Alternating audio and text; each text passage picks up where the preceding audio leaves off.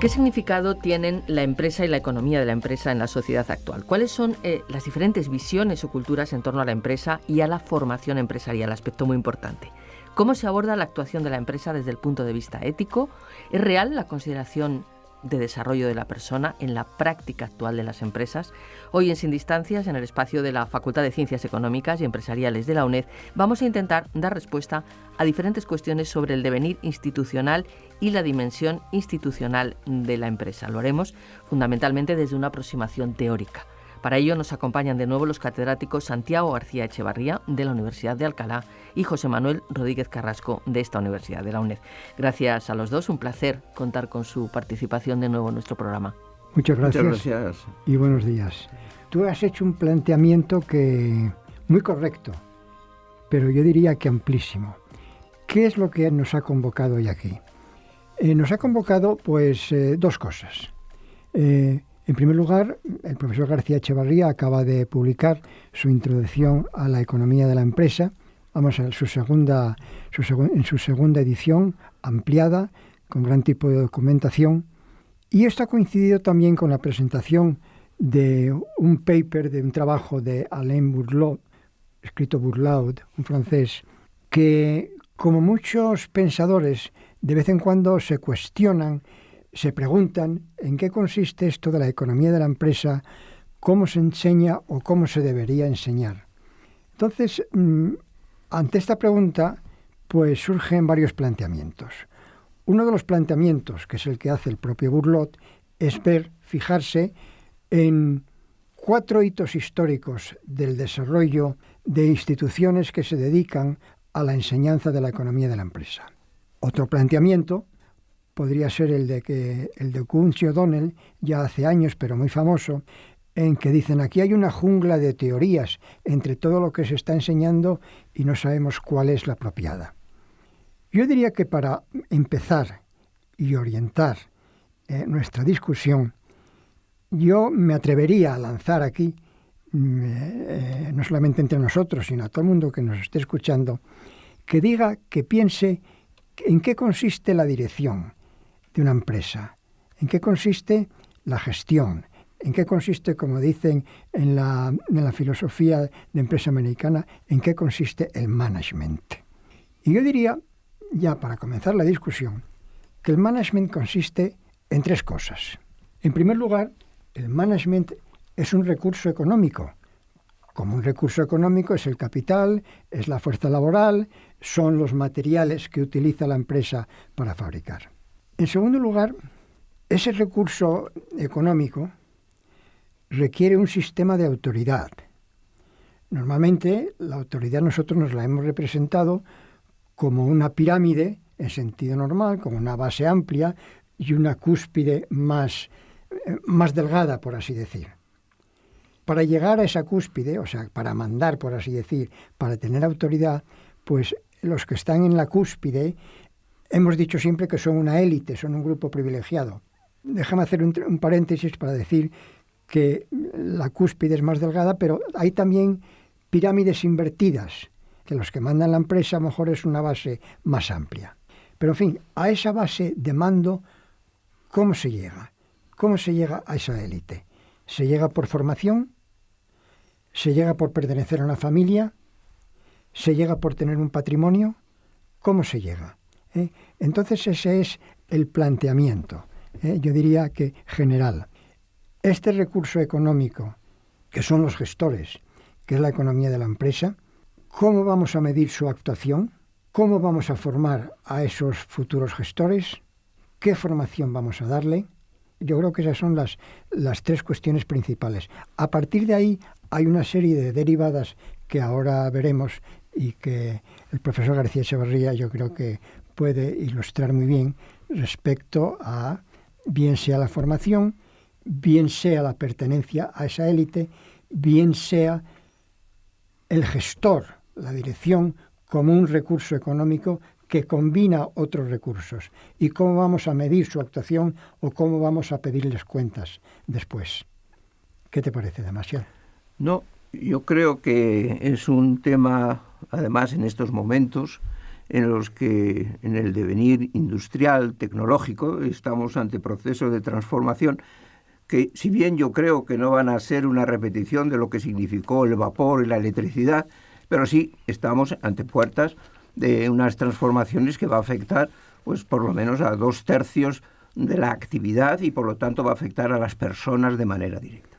Yo quisiera sobre todo señalar un poco dentro de la forma en que hemos entendido la economía de la empresa en la sociedad. Es decir, toda empresa es una parte integrante de una sociedad. Y por lo tanto no es un apartado singular, sino que es una pieza clave, puesto que de la realidad de esas empresas depende el empleo, de la realidad de esas empresas depende el que ese país tenga recursos para poder dar respuesta a las necesidades de las personas. Y aquí surge en todo este devenir ese debate por una parte científico. Es decir, bueno, ¿qué es la economía? ¿Es una ciencia? No, relativamente es una ciencia muy joven. La economía empezó en sus días y por lo tanto se ha visto perfectamente en el documento del profesor Bourleau el hecho de cómo incluso el devenir en Francia o el devenir en Alemania han tenido distintos orígenes. En Francia, como Bourleau muy bien describe, arranca del siglo XV-XVI, del pensamiento económico de la Gran Bretaña, y sobre todo Adam Smith, etc., y luego va transformándose fundamentalmente en base de unas instituciones con un fuerte carácter administrador o administrativo. En Alemania, por el contrario, es un problema fundamentalmente técnico. Quiere decir, de la tecnología, incluso hasta nuestros días, instituciones como la Politécnica de Aquisgrán, etcétera, forman ingenieros economistas, que son los que luego dirigen las fábricas, etcétera. Y Estados Unidos pues, ha ido por la línea en la cual prácticamente busca el negocio, el business, en una concepción. Y en los países más latinos, pues hemos sido más contables, más originados en los registros y en la manera desde Luca Pacioli hasta nuestros días. Yo creo que lo primero es que hay que recuperar la empresa como parte constitutiva de la sociedad. Y eso lo tiene que tener en cuenta toda persona implicada en el mundo económico. La segunda es que lo que nosotros nos encontramos como economistas es cuál es la realidad económico-social. ¿Qué fotografía tengo yo hoy de la situación no solo de mi empresa o de un proceso de esa empresa, sino del contexto, por ejemplo, cuando tratamos el problema del paro o el problema de la formación profesional o cualquiera de los temas?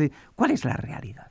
Sabemos cuál es la realidad porque si tenemos una fotografía errónea de la realidad, ¿y para qué necesitamos? La economía de la empresa es multidisciplinar, porque cuando habla el profesor Carrasco de management no está hablando solo de lo económico-social, sino que está hablando, lo has mencionado, de poder, lo está mencionando de estructuras, lo está mencionando, que es decir, son múltiples disciplinas las que ese directivo tiene que asumir, pero hay una pieza muy importante y es que tiene al final que disponer de un cálculo económico-social para poder tomar decisiones que no solamente son económicas, sino son, por ejemplo, lo que llamamos hoy capital confianza, etcétera. Y en este sentido yo creo que esta es la parte para mí fundamental, que va muy ligado al pensamiento de Eucken. Y es el problema de decir, la realidad económico-social, ¿cuál es?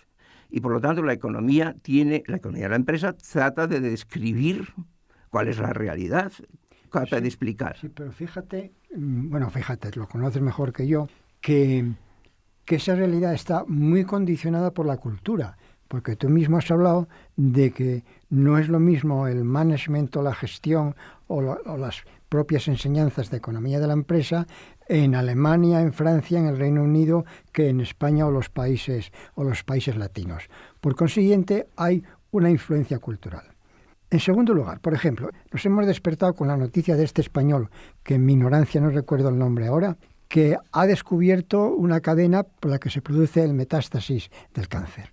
Bien, ese señor es o un médico, o un biólogo, o un investigador, vamos en esa línea. Bueno, y la pregunta es, ¿el empresario qué es? ¿A quién se le confiere el título de empresario? Cuando termina uno de nuestros alumnos que termina las enseñanzas de la UNED, al final tiene un diploma, pero ese diploma no dice física y se convierte en un físico, o química y se convierte en un químico. Por el hecho de haber estudiado y estar expuesto en las enseñanzas, no es ya un empresario.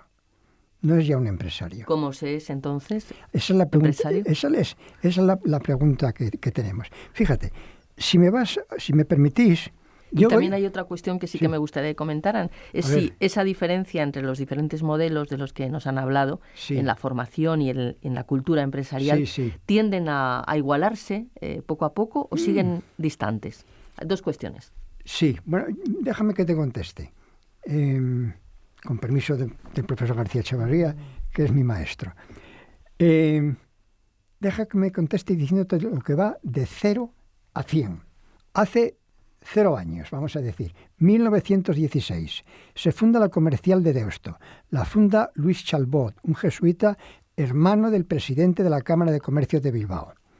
En Deusto él quiere formar algo, viaja por toda Europa y a ver cuál es la situación de la enseñanza de la gestión empresarial. Al final, con mucha reticencia de Deusto, porque creyeron que iba a fagocitar a la Facultad de Letras, y donde estaba estudiando Ortega y Gasset, por ejemplo, él funda la propia Comercial. ¿Y qué es lo que dice que pretende? Por supuesto, no habla de mujeres, habla de hombres. Dice, pretendo el hombre del futuro, del futuro hombre de negocios, es decir, el gerente, dice, ha de tener algo del abogado, no poco del ingeniero, mucho del contador y mucho más, sobre todo, del economista práctico que armoniza todas estas profesiones. 1916. 2016. Se celebra el centenario.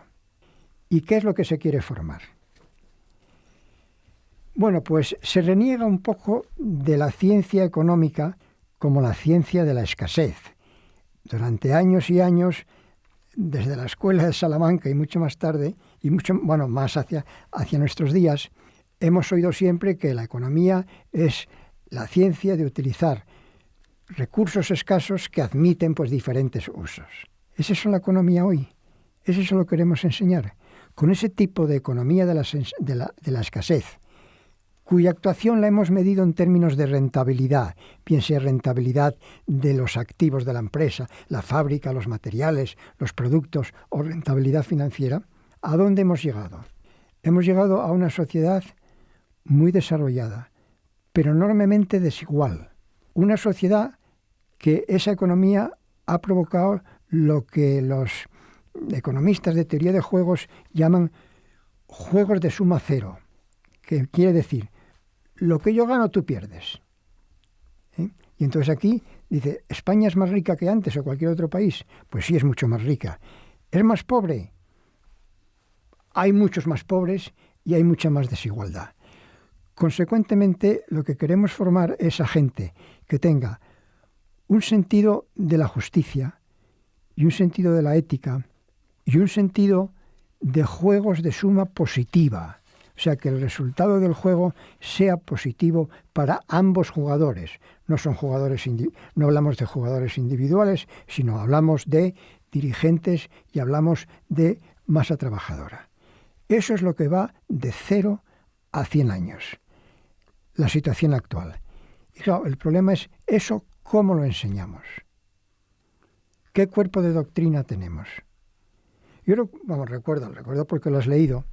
En 1912, el que después fue presidente del Tribunal Supremo Americano, Louis Brandeis, decía lo mismo, dice, estoy un poco asustado, porque ya en 1912 tenemos 30 escuelas de negocio en Estados Unidos. Dice, ¿qué es lo que están enseñando? ¿A qué se dedican? Y dice, ¿estamos formando profesionales? Dice, si formáramos profesionales, tendríamos códigos de actuación, códigos éticos sobre el comportamiento de esos profesionales y podíamos establecer unas exigencias. La pregunta es, ¿podemos establecer exigencias hoy a los profesionales de la gestión, a los profesionales de la economía de la empresa? ¿Qué exigencias les hacemos?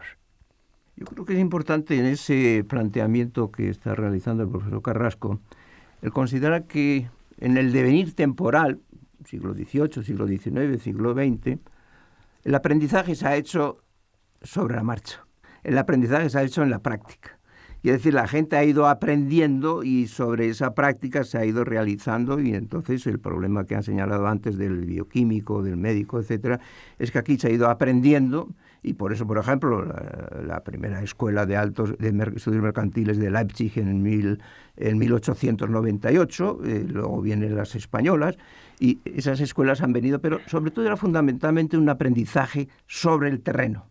Un aprendizaje que luego venía además acompañado de una forma. Y de ahí viene incluso la magnífica contribución del profesor Bourlot sobre cómo surge esa mentalidad y esa cultura francesa, esas escuelas, esas élites, esas escuelas de élite que son las que dirigen el país, y la magnífica exposición que ha hecho y la conclusión de a dónde vamos.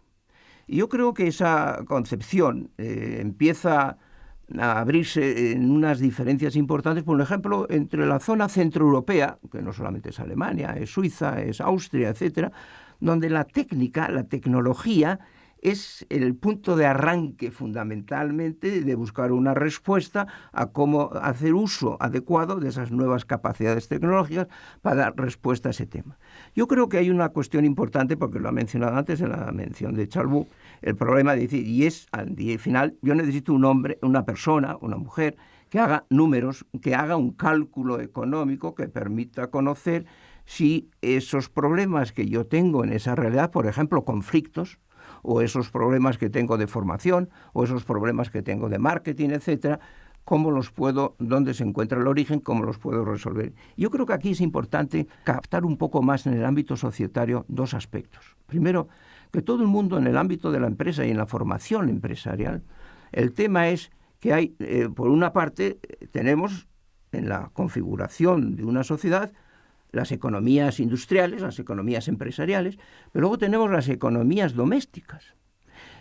Los economistas, salvo excepciones, no le han hecho mucho caso a las economías domésticas, pero son las dos piezas fundamentales en las que se articula, porque las economías domésticas no solamente son los que facilitan los principales recursos para la acción empresarial, sino también son las economías industriales, hacen productos y servicios para las economías domésticas. Y las hemos dejado, y los planes de esas economías domésticas y de esas economías industriales tienen que cuadrar. Y ese encuadramiento es en el orden económico-social, que es lo que hablamos en su día sobre Eucken.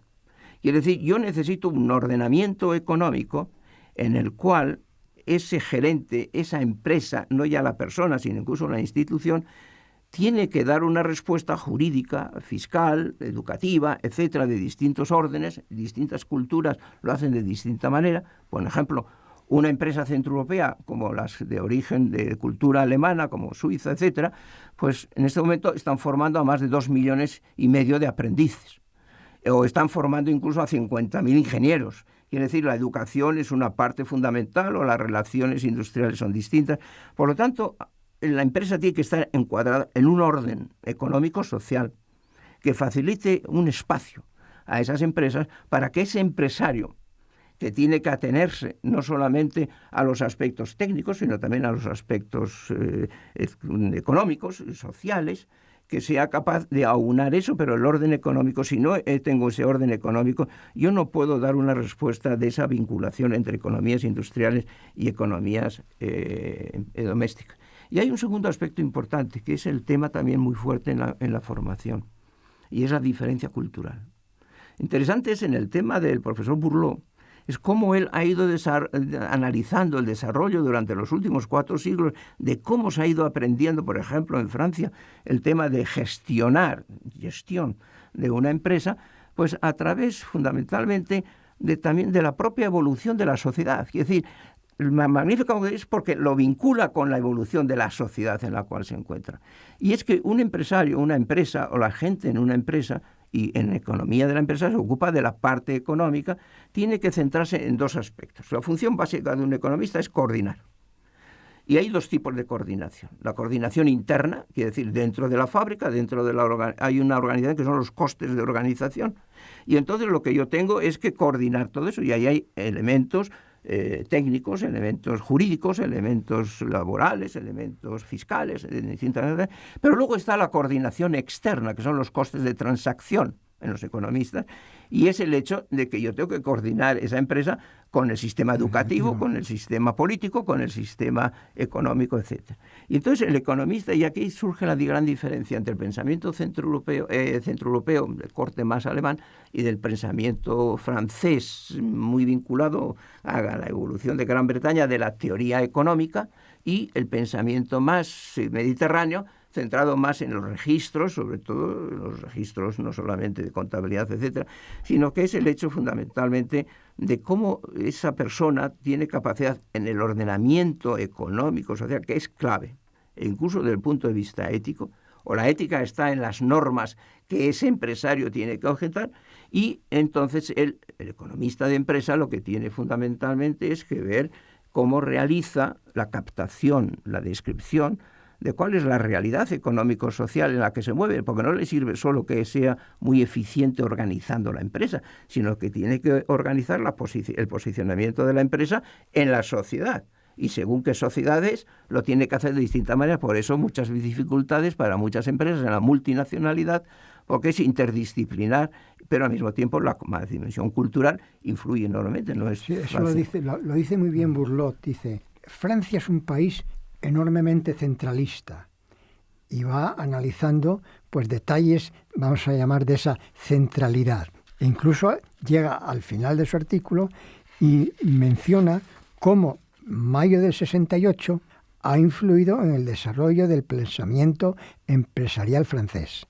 Y de ahí da el salto diciendo que cada país no es que tenga que encontrar su cultura porque la tiene ya, sino cómo emplear esa cultura en el desarrollo de la gestión, en su desarrollo económico. Y creo que esa es la gran dificultad. Y yo creo que nosotros, no sé, vamos, quizá hablo solamente por mí, no somos conscientes de hasta qué punto esos factores culturales influyen en nuestro modo de formar futuros empresarios o trabajadores de la empresa. Y después hay otra cuestión, y es ¿quién cuelga las medallas o quién sanciona? Hay una cuestión que usted ha planteado también al principio, antes de que nos responda el profesor Santiago García Echevarría, es cómo se llega a esa élite. También me parece muy interesante que abordemos esta cuestión, ¿no? Porque por un lado está la formación, pero luego hay que llegar. Pues es muy sencillo. Tomemos las 35 empresas del IBEX, leamos su memoria anual y veamos todos los años quién figura en su consejo de dirección. Y nos encontramos que muchas veces son familias. Son familias, o sea, son lazos familiares. Otras veces, si no lazos familiares, son grupos familiares. Y todo esto depende también en gran medida de la dimensión empresarial. Empresas medianas, pequeñas, tienden a ser más familiares que otras empresas. Familiar no quiere decir que sea empresa pequeña. Codorniu es una empresa familiar, como empresa familiar es Zara, ¿no? O Inditex, ¿no?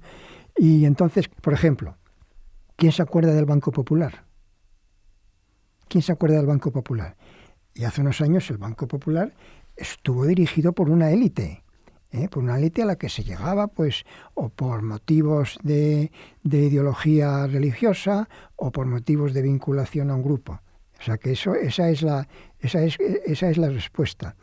Y claro, llegas a la élite, pero ¿quién forma a esa élite? Esa es la cuestión.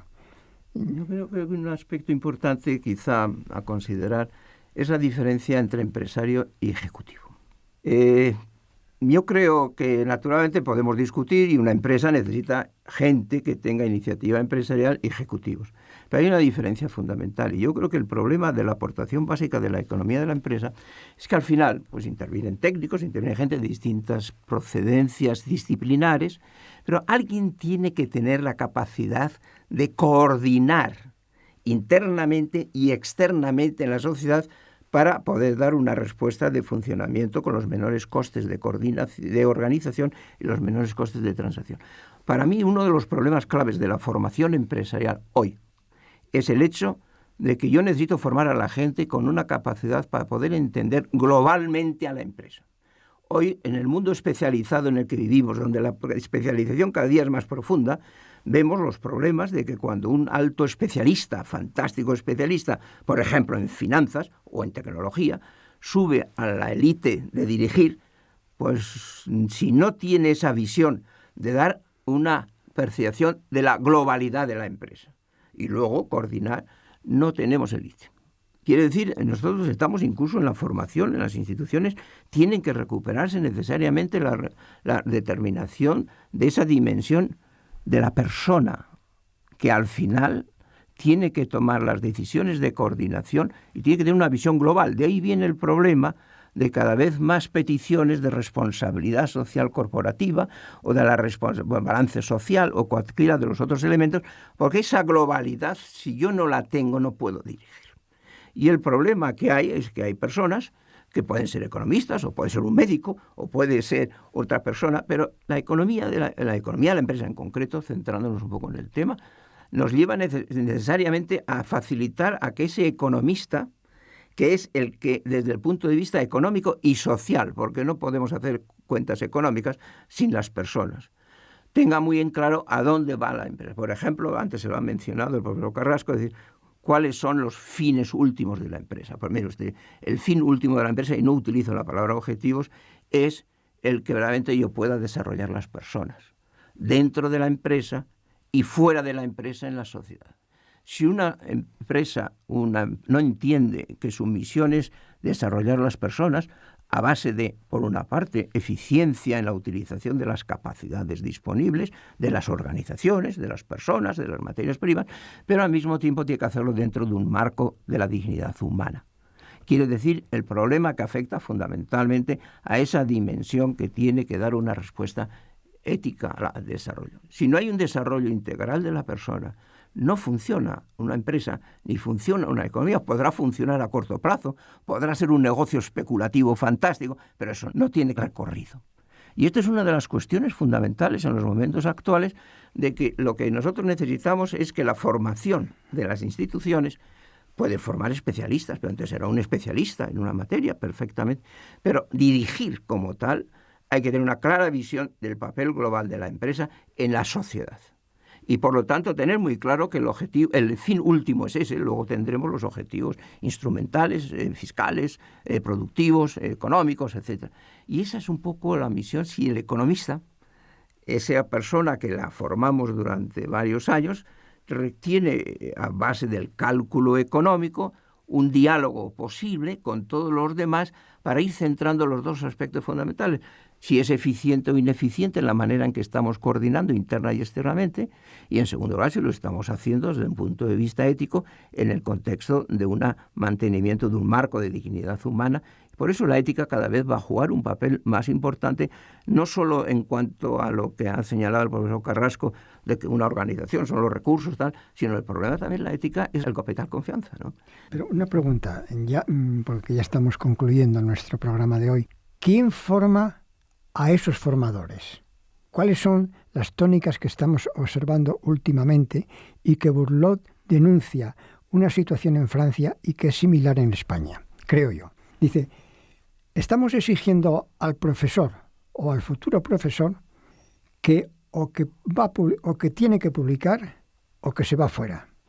Consecuentemente, nos encontramos que están pues publicando artículos que nadie lee y a veces que nadie entiende. Y entonces yo creo que es uno de los retos actuales de nuestras facultades de económicas y empresariales, ¿no? ¿Cómo formamos a los formadores y cómo les exigimos que se comporten? Yo creo que es una cuestión importante, yo lo digo por mi propia formación, que la hice en los años 60 en Alemania. El problema de que una facultad de económicas tiene que ser por su naturaleza interdisciplinar. Luego, dentro de esta interdisciplinaridad, yo estudié sociología y estudié psicología profunda y uno estudiaba aquello en lo cual consideraba que es la dimensión. Y la parte económica en una formación es esa dimensión global, y luego puede tener la formación en todos los aspectos financieros o lo que sea. Pero la dirección tiene que ser en esa globalidad, y yo creo que hay un problema muy importante, y es el que la gente tenga muy en claro en cuenta, y esto hay que vender cada vez más. Mire usted, el fin último, y no hablo del objetivo, el fin último de una empresa es contribuir al desarrollo integral de las personas, y ello se logra mediante eficiencia técnico-económica, que hay que utilizar y no despilfarrar capacidades. Por ejemplo, yo no puedo tener una persona que he tenido 5 años formando haciendo un trabajo que no tiene ninguna utilidad. Eso es una aberración, porque destruyo la persona, destruyo la organización y empobrezco la sociedad. Y lo que yo tengo que ver es que el elemento de la dignidad humana, y en vez de hablar de otras cuestiones, tiene que permitir el que verdaderamente esa persona tenga las posibilidades de su desarrollo. Y yo creo que la economía de la empresa, su función fundamental, radica en el hecho de cómo establezco principios, en el caso del economista, en base del aparato de cálculo económico que permite dialogar en cuanto a las dimensiones de utilización de esos recursos, y de esta manera coordinar. Por eso el economista, en principio, pero no tiene que ser todos, tienen que ser economistas. Puede ser un buen financiero, puede ser un magnífico presidente, o puede ser un hombre de recursos humanos, que es uno de los grandes temas de futuro. Es decir, ¿cómo genero yo capital, confianza dentro de una organización para reducir los costes de coordinación? ¿Quién enseña? Entonces las facultades tienen que ser multidisciplinares, porque la esencia, la empresa propiamente dicha, es lo mismo que la medicina. Para mí un ejemplo muy claro son los MIR, etc. Es decir, la medicina también es multidisciplinar, porque la medicina también coge la psicología y coge otros elementos, y también la economía, porque un hospital es una empresa muy seria y muy importante, ¿no? Y por lo tanto... Para dejarla en manos de los médicos. Por ejemplo, pero puede haber un médico excelente o puede... Y consecuentemente yo creo que estamos ante puertas de un papel dominante de la persona. Y por eso la dirección de la empresa no va a ser un mero juego bursátil, sino va a ser el problema de si te unes o no en esa empresa una persona que sepa no solo disponer de los recursos y capacidades, sino al mismo tiempo de que es la persona el punto de referencia del cual depende en el largo plazo, y hay que recuperar el largo plazo frente al cortoplacismo en el que vivimos actualmente. Y ahí hay una pregunta, ya no tenemos más tiempo, simplemente la diferencia entre empresario, que puede ser una persona que acceda a la empresa por capital, sin conocimientos o por familia, con la dirección o la persona que lleva la dirección de la empresa. A mí ese es un aspecto que a veces hablamos de empresario, hablamos de responsable de la dirección y no coinciden. Pero brevemente, por ejemplo, en países como Alemania, Austria o Suiza, la economía de esos países son lo que llaman ellos Mittelstand, quiere decir empresas medias y pequeñas, que igual tienen 5.000, pero son empresas familiares. Quiere decir, el problema es que hay empresarios que son hasta que se mueren, dirigen esa compañía. Hay otros que lo que hacen es adquirir personas que les ayuden en ese proceso, pero el problema del empresario en estos países, porque una economía no son las grandes corporaciones, y este fue el error en muchos de los casos, cuando se está enseñando solo grandes corporaciones, y el problema es que en la economía, por ejemplo en Alemania, el 99,99% de las empresas son empresas medianas, son empresas de Mittelstand, son empresas, y todas las innovaciones que se realizan ahí, porque hay un componente muy importante. El problema es cómo hacemos de los ejecutivos que sean empresarios. Y esos empresarios es esa dimensión en la sociedad. Es decir, un empresario no está solo para la cuenta de pérdidas y ganancias, sino que esa cuenta de pérdidas y ganancias tiene que ser una parte constitutiva, porque la empresa hace sociedad. Porque la empresa genera el empleo, la empresa genera el desarrollo de las personas, y yo creo que esa dimensión es la que realmente es clave en el proceso, en la formación de las personas, y no las configuraciones de otro tipo. Bien, pues no tenemos más tiempo, simplemente pedirle a José Manuel Rodríguez Carrasco que nos recuerde ese artículo del que han estado hablando.